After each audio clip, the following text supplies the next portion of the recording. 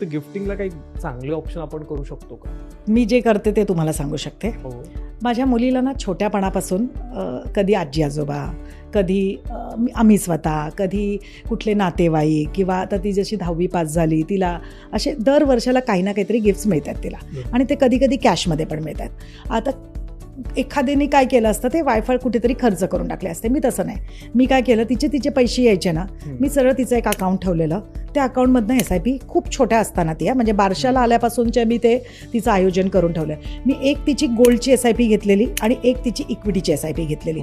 आता इक्विटीची SIP का घेतलेली, तिचं आता जेव्हा शिक्षण येईल, माझे ऑलरेडी 20 लाख त्याच्यात झालेले आहे. म्हणजे तिचं पोस्ट ग्रॅज्युएशनचं माझं इंडियाचा खर्च ऑलमोस्ट झालेला आहे. मी गोल्डची का घेतली, पुढे जाऊन तिचं जेव्हा लग्न येईल तेव्हा ते मी तेच पैसे काढीन, त्यावेळेसचं जे ट्रेंड असेल त्याप्रमाणे तिला मी ज्वेलरी घेईन आणि तीही खुश मीही खुश. म्हणजे मला एकदम बर्डन नाही आलं. सो सगळ्या लोकांना हे करू, कोणाला कमीची करावी लागेल, कोणाला जास्तची करावी लागेल, पण सुरुवातीपासून आपण ते जर का केलं ना, मुलांनाही त्याचं कळायला लागलं, रे माझ्या मम्मानी माझे पैसे असे खर्च नाही केल्या, त्याला मल्टिप्लाय केले. म्हणजे